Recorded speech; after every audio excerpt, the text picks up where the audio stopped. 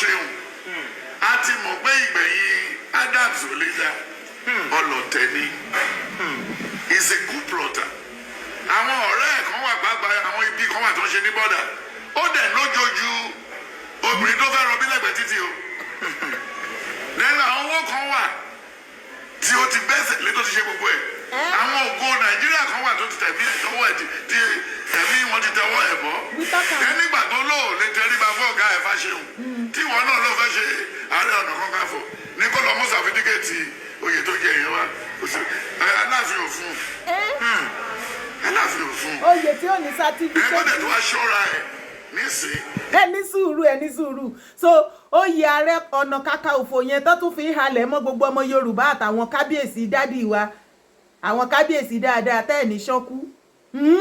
torí mi ti ń rọ́wọ́ àwọn kábíyèsí mi nílẹ̀ Yorùbá èèyàn nìyẹn ọmọ Yorùbá ẹ máa sọ kábíyèsí fáwọn bá wa Ọlọ́run mo ti lọ́ọ̀fù yín dẹ́kú àti ròpọ̀ láwọn bàbá òṣì ẹ dúró náà wọ́n ní oyè Ààrẹ Ọ̀nà Kakanfò yẹn gan pé kò bá sábìtìké dé kò ní sábìtìké ẹni kò ní sábìtìké kí ló dé what can fa kò ní sábìtìké lẹ́wọ́ àhàlẹ̀ ẹ̀yin tẹ́ ẹ̀ lè ṣẹgbáyé Gani tí ò lè tẹríba ní abẹ́ ọ̀gá àti Fáṣẹ̀hùn òun fẹ́ kí gbogbo àwọn èèyàn kan máa wárìrì lábẹ́ òun kí gbogbo everything about Yorùbá land kó ṣe hì sábẹ́ títí ẹ̀ irọ́ ibẹ̀ kọ́ láyé ń lọ. tó ṣe yìí kó má bàa hàn lórí ọmọ ó lóun yóò bẹ ẹ̀ṣẹ̀ bàbá wò láti ìran kan títí lọ dé ìran kẹrin Ọlọ́run fún wa ní oore ọ̀fẹ́ àti pààyàn o Olúwa fún wa lórí ọ̀fẹ́ ó lè báyàn wí kò lè fi ilẹ̀ tó bá fẹ́ gbọ́ á gbọ́ tí ò bá fẹ́ gbọ́ lẹ́nu àwọn oyè tó ń fi tipá ta ló jẹ oyè ńlá tó tọ́ yẹn ní ìdílé Adams rí ẹ kí ló fà tó kí ló dẹ̀ ṣe láti ìgbà tó ti jẹ ogun òru mélòó ló jà fún Yorùbá àwọn mélòó ló kó sọ lọ sójú ogun ó dẹ̀ láìkó obìnrin àtọwójú kan mí lọ so wọ́n ṣe olórí nígbà táwa ṣe lọ kó ọdẹ tá ń gbé bọ̀ tá ń sọ̀sẹ̀ méjì ọ̀sẹ̀ mẹ́ta nínú oko ṣé Gani Adams lè sùn ọ̀sẹ̀ méjì nínú oko bó ṣe báyìí pẹ̀lú research tó ń rà bí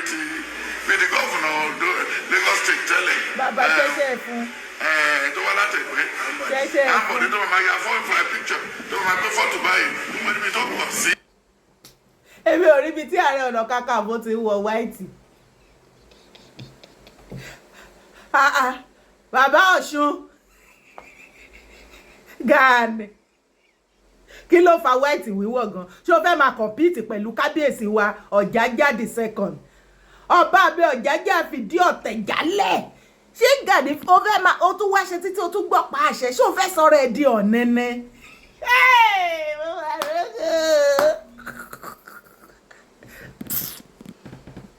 bẹ́ẹ̀ni pé kámẹ́rà máa gbé mẹ́ka àwògbó ibi tí Tinubu ti ṣá ogbó Ambode lọ́bẹ̀ ní London ó lọ já ogbó. so when you look at the gbogbo kan wọn ní òmò wọn náà ti ya wèrè gbogbo Nàìjíríà ti síwí ẹni wọn síwí wọn síwí lọ́wọ́lọ́wọ́ ẹni tó bá fẹ́ ṣe pàtí àdáálẹ̀ lẹ́gbẹ̀ẹ́ wà máa rò màálù mẹ́wàá màálù méjèèjì mo sọ fún wọn mẹ́kàtà lọ owó tó ń mú lẹ́yìn ti pọ̀ then this year will be the worst Mecca ṣùgbọ́n wọ́n ṣe ń sìn wọn àti sọ̀rọ̀ Nàìjíríà tó kú o wọ́n bò ó àwọn Nàìjíríà sì kú síbẹ̀ o then Mecca kìí ṣe ládàá ni is once in once lifetime kì í ṣe ojoojúmọ́ kò ní ìsìnkà tó ti ń rówó jí. mo kíwá gbogbo ibikíbi tẹ bá wà tẹ ti ń gbọ́ mi àbí tẹ ti ń wò mí orúkọ tèmi ò yí padà rárá Yèyé Dára Kòwé ó ní mò ń jẹ́ ẹyọ ọ̀rọ̀ lórí ọ̀rọ̀ ẹjọ́ láti bàbá wa Sunday Adéyẹmọ Ìgbòho tí wọ́n pe Gani lọ sílé ẹjọ́ lórí ọ̀rọ̀ wípé Gani sọ̀rọ̀ adẹ̀gbọ́ nínú ohun ẹ̀ ó fẹ́nu ara ẹ̀ sọ wípé ikú bàbá Bọ́lá Ìgè kò ṣẹ̀yìn Sunday Adéyẹmọ tó dé jẹ́ sí wípé títí di wákàtí wọ́n sì ń wá àwọn tó pa bàbá Bọ́lá Ìgè àti ìrí wọn kò sí nǹkan méjì tí a ní kí Gani kó ṣe púrúfù nǹkan tó sọ yẹn ó ní kó kàn mú jáde adẹ̀dúró títí tí kò sọ̀rọ̀ tí ò sọ̀rọ̀ ó ló fi di ọ̀rọ̀ ilé ẹjọ́ fún àǹfààní ìwọ tí o bá ṣẹ̀ṣẹ̀ ń gbọ́ fídíò tó ń wò pé kí ló ṣẹlẹ̀ ó ní mo ṣe sáré refresh mind everybody kó lè mọ̀ kí n sáré gbé ẹ débẹ̀ kó lè mọ̀ bí tí kéèsì ń lọ. Now gbogbo ọmọ Yorùbá pátápátá ni wọ́n wá ti ní interest nínú kéèsì yìí ó lẹ́tìkẹ́ lẹ́ni ṣé mọ̀ wípé èní ni June 26 tí ó yẹ kí wọ́n lọ sí kóòtù bẹ́ẹ̀ ni mo mọ̀ pé gbogbo wa láti fetí lẹ́kọ̀ọ́ bẹ́ẹ̀ ni wọ́n ti lọ kóòtù o wọ́n sì ti kúrò ní kóòtù kódà lọ́ọ̀yà Gani ó wá lọ́ọ̀yà Gani ó kọ lẹ́tà o kí sáré ṣàlàyé fún yín torí etí tó gbà lọ ó ní láti gbá bọ̀ bàbá wa òṣà ti sọ pé bí court case bá ṣe ń lọ wọ́n á máa fún wa ní bí nǹkan ṣe ń lọ bẹ́ẹ̀ á dẹ̀ máa kárí yín àlọ́hùn lọ́ọ̀yà Gani ó kọ lẹ́tà ó ní kí wọ́n dá kéèsì nù ṣé mọ̀ pé the last letter tó kọ ó ní kí wọ́n invite òun àti Chief Sunday Igboho round table kí wọ́n jọ sọ ní tùbínùbí ó ní ṣùgbọ́n tí ò bá gbà kí wọ́n pàdé ní court bàbá ò dẹ̀ gbà ọ̀rọ̀ tó tiẹ̀ wálẹ̀ ti kọjá bàbá Ìgbòho gbogbo ọmọ Yorùbá ló ní interest mi nífẹ̀ẹ́ mọ iye gúrùpù ọmọ Yorùbá organization tí wọ́n ní interest inú kéèsì kò máa ń ṣe kéèsì kékeré fà ìṣe màá ní kéèsì máa fẹnu kẹ̀ẹ̀kẹ̀ lójoojúmọ́ àwọn tó lọ sí kóòtù lẹ́yìn ló lè sọ oníṣègùn wà ń bẹ̀ ìwọ ló dẹ̀ mọ́ yẹn lára kan jàre lọ́ọ̀yà Gani wá sí kóòtù o yes ó dé court ó ní kí wọ́n dẹjọ́ nù ó ti kọ lẹ́tà yẹn ṣùgbọ́n kóòtù ò da ẹjọ́ nù kàkà tí wọ́n fi máa da ẹjọ́ nù wọ́n postpone case ẹ kúkú ti mọ̀ rẹ̀ kóòtù náà pé wá lẹ́ni wá lọ́la ní ti kóòtù di October 29th of October ó ní next hearing ní kóòtù lórí ọ̀rọ̀ kéèsì yẹn àbí kò yé yín ní ìgbà tí wọ́n wà ní kóòtù lọ́ọ̀yà Gani wọ́n wá ń ṣe oríṣiríṣi àìmọye àwọn èèyàn tó wà ń bẹ̀ tí wọ́n lọ bẹ̀ organisation gan dìde tí wọ́n ní interest nínú kéèsì yìí lọ́ọ̀yà Ìgbòho wọ́n wá ń sọ pẹ̀lú àwọn ọmọ sorry mo ní lọ́ọ̀yà Ìgbòho kì í ṣe lọ́ọ̀yà bàbá lọ́ọ̀yà Gani àti àwọn bọ́ìsì ẹ̀ tí wọ́n tẹ̀lé lọ sí kóòtù ni wọ́n wá sọ wọ́n tì wípé wáì tó ṣe máa invite tó ṣe máa gbé wọn lọ sílé ẹjọ́ wọ́n máa dẹjọ́ nù ní nǹkan kan kí wọ́n lọ sort out amicably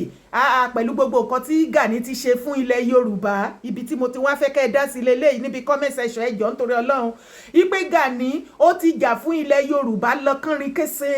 ipe ogun oríṣiríṣi ni Gani ọ̀gá àwọn tó ti jà tó ti ṣe tó ti mọ̀ ẹjọ́ kí ló kan àwa kí ló kan kéèsì pẹ̀lú ogun tí Gani jà Gani mo ti sọ fún ẹ eré ló rò pé ṣó orí kéèsì tó wà lẹ́yìn tíntínní ló pé a máa bá ẹ sọ di ọ̀ràn ṣó orí ìgbà tó bá fẹjú tán pátápátá gbogbo nǹkan tá ti sọ sẹ́yìn pé kò wá ṣe tó ṣẹ̀ṣẹ̀ fẹ́ wá ṣe kò lè bá mọ́ aṣọ ò padà bọ́mọ yẹ mọ́ ọmọ yẹ ti padà rí ìhòòhò wọjà Gani àbí kò yé wa báyìí ẹjọ́ nígbà tí Gani lọ́ọ̀yà Gani àtàwọn bọ́ìsẹ̀ tán wá pariwo àwọn ti jàjàjà àwọn ti dìfẹ́ǹdì ilẹ̀ Yorùbá àwọn ti ṣe oríṣiríṣi fún ilẹ̀ Yorùbá ẹjọ́ èèyàn ọmọ ìran Yorùbá ẹ̀yin bàbá àti ìyá mi gbogbo ẹ̀yin brothers sisters mi ọmọ Yorùbá àtàtà original all over the world ẹ kúṣẹ́ gbogbo wa kúṣẹ́ àtúnṣe là wà fún bẹ́ẹ̀ ni àgàgà lórí ọ̀dọ̀ ti dára àtúnṣe là wà fún Yorùbá land must be great again nǹkan tá a dúró lé lórí nìyẹn mo wá ń bi wá kí ló kan wà pẹ̀lẹ́jọ́ Gani Jagun ogun èwo gan ṣé ogun wẹ́ẹ̀tì ẹ̀ ní Gani jà nígbà yẹn ni àbí ogun jálumi ogun èwo ní Gani jà ẹ bá wa kọ síbi comment section yín ọmọ Gani wọ́n ní bóyá ó dé pé ọ̀rọ̀ tó wà nílẹ̀ kò fẹ́ yé yín kò dé yí ọ̀gá yín ikọ̀ tó ń ṣẹlẹ̀ gangan nìyẹn lẹ ṣe ń fojú kékeré wo lẹ ṣe rò wípé kéèsì kékeré ló wà lẹ́ẹ̀ tí ìmọ̀ràn tẹ dá kò sí ọ̀nà tẹ fẹ́ gbé ọ̀rọ̀ yìí gbà wọn ò lè dá kéèsì inú ó ti kọjá kéèsì as a matter of fact kéèsì ti kọjá bàbá Ìgbòho nìkan ọwọ́ bàbá Ìgbòho ti bọ́lẹ̀ lórí kò dàbí gbogbo àwọn tó máa ṣe oríṣiríṣi tẹ́lẹ̀ tán lọ bá bàbá tí bàbá ní pé kán má wọ́rí kan fi wọ́n sílẹ̀ eléyìí àjọ máa họ́ bó ni gbogbo ọmọ ọkọ ilẹ̀ Yorùbá ló ní interest kí ló kàn wá pẹ̀lú ogun tẹ́ ẹ̀jà kí ló kàn wá pẹ̀lú ogun tẹ́ ẹ̀jà wọ́n ní kò ṣe wọ́n ní Gani ọ̀gá yín Ganiyu Ige Adams ààrẹ ọ̀nà kakanfò of the 50th ààrẹ ọ̀nà kakanfò ó ní òun o ẹnu ẹ̀ la fi gbọ́ tó fi ń sọ ó ní ikú bàbá Bọ́lá Ìgè tí wọ́n pa gbogbo wa la mọ̀ pé ọ̀nà tó fi pa bàbá yẹn kò ṣọ̀nà tó tọ́ dẹni eléyìí náà dẹ̀ ṣì ń wá àwọn tó pa wọ́n Gani wá sọ nínú ọ̀rọ̀ yẹn ní orí fóònù wípé kò ṣẹ̀yìn Chief Sunday Adéyẹmọ Ìgbòho ọmọ sí nǹkan tí Chief Sunday Ìgbòho dẹ̀ ń sọ àti gbogbo àwọn ọmọkọ ilẹ̀ Yorùbá pátápátá òun ni wípé lákọ̀ọ́kọ́ àwọn yìí ń wá justice fáwọn tó pa bàbá Bọ́lá Ìgè ẹlẹ́ẹ̀kejì a kò fẹ́ kí Gani kó mú proof bá bọ́ síta ipe òkè nǹkan tó sọ yẹn o proof ẹ̀ rèé ó mọ̀ ń pa ẹ̀ òkè kò sí proof ẹnu ẹ ló gbé ẹni o anything o bọ́ síta kó tún sọ pé ẹnu ló gbé ẹ o kán má bínú o kí gbogbo ọmọ Yorùbá àti ṣe Sunday Igboho kí wọ́n jọ kán ṣàforíjì ìyẹn ti kọjá àti dúró fún yẹn sẹ́yìn o ṣe òun lọ ọ̀rọ̀ fi dé court kò wá ní dé court ń sì kó ṣẹ̀ṣẹ̀ wá máa sọ wípé ó fẹ́ dá wa padà sẹ́yìn ó ti di foul kò lè ṣeé ṣe so Gani jọ lọ jókòó bá lọ́ọ̀yà ẹ sọ̀rọ̀ àbí lọ́ọ̀yà Gani wá jàre bí yẹ ọ̀rọ̀ ayé wọ ní ẹ̀yìn ní titi yín ju Gani lọ torí ó dẹ̀ pọ̀rọ̀ yìí Gani ò máa wá sí summit OPU látijọ́ tí Gani tó ti ń ṣe OPU ní Europe yìí pátápátá tó ti ń ṣe summit kò sí ibi tí Gani ò kì í wá kò sí ibi tó ti ń ṣe summit yẹn ní every year tí Gani ò kì í débẹ̀ títọ́dún Germany bí màlẹ́ ti ṣe ní Akin nítòsí ọ̀dọ̀ mi bíi kí ló dé tí gbogbo síìtì fe ṣé gbogbo ọmọ ẹgbẹ́ ti sá lọ ní wọ́n ti fọ́dà gbé yé kí ló dé ìgàgà bíi mẹ́ta bíi mẹ́rin lẹ́wà ń bẹ́ẹ̀ paríparí ẹ̀ Gani ò wá síbẹ̀ Gani ṣé wọ́n jẹ́ kó wọ Europe mọ́ ni àbẹ́yìn èèyàn ti bí mẹ́ẹ̀ ti competition mọ́ Gani ni Gani ibo ló wà Gani ò wá mọ̀ ju pàtí lọ lẹ́yìn kókó funfun nẹ́nẹ́ ṣẹ́ṣẹ́ fún àtọ̀pá rádaràda tó máa ń gbé ti ọ̀pá yẹn gan ti tóbi jù ó ń kà ẹ́ lọ́wọ́ ọwọ́ á máa dùn ẹ́ o Gani ọwọ́ á máa dùn ọwọ́ á máa rọ àfẹ́ ti véèsì ọwọ́ ẹ̀ o Gani gbogbo ọ̀pá tó wà láyé tí gbogbo èèyàn ń gbé tínrín bẹ́ẹ̀ ni ìwọ lọ gbé bàǹbà ìwọ ló mú Gani jàre wá kéèsì yóò ṣe é dànù nǹkan tí lọ́ọ̀yà ẹ̀ sọ tó kọ lẹ́tà tí wọ́n kọ nìyẹn pé kán da kéèsì nù kóòtù wọn ò gbọ́ ò wọn ò sì gbà wọn ò da kéèsì nù kò sí hearing lẹ́ni ohun tí wọ́n sọ gédégbé ni wípé ìbá má tó October kí wọ́n tó ṣe next hearing ṣùgbọ́n nítorí pé wọ́n tó máa lọ fún holiday so 29th of October ó ní next hearing Gani tó bá wùn ẹ́ wá tó bá wùn ẹ́ má wá ṣùgbọ́n nǹkan kan ló wà tó certain àwọn ò mọ nípa ogun tí lọ́ọ̀yà àtàwọn boys ẹ̀ ń pariwo pé ìjà fúnlẹ̀ Yorùbá tó bá láwọn tó lọ defend tó ń ja agun gbalẹ̀ fún lọ bá wọn ìyẹn ò kan àwa ọ̀rọ̀ tó kàn àwa tó gbé ẹ lọ sí kóòtù ni wípé kìkìdá kọ́kọ́ wá ṣàlàyé ni wípé jọ̀ọ́ nítorí Ọlọ́run ṣí Sunday Igboho tó sọ wípé ó mọ̀ nípa ikú bàbá Bọ́lá Ìgè o proof rèé ló bá tán gbogbo kíní tó wà lẹ̀ yóò rújú bí àṣà bàbá mi ààrẹ òpìtàn of Yorùbá land kò rújú Gani Ìgè mélòó mo pè ẹ́ ó dáa mò ń bọ̀. Gani Adam ọmọ Ghana ni ọmọ títí ni ó kàn wá lórí ọ̀fẹ́ Yorùbá is too vulnerable. lọ́dọ̀ lẹ́yìn tó ti pa ọ̀gá ẹ̀ tó dìtẹ̀ tó ti pa Fáṣẹ̀hùn a ti mọ̀ pé ìgbẹ̀yìn Adams ò lè dá ọlọ́tẹ̀ ni is a good plotter. àwọn ọ̀rẹ́ ẹ̀ kan wà pàápàá àwọn ibi kan wà tó ń ṣe ní bọ́dà ó dẹ̀ lójoojú obìnrin tó fẹ́ rọbí lẹ́gbẹ̀ẹ́ títí o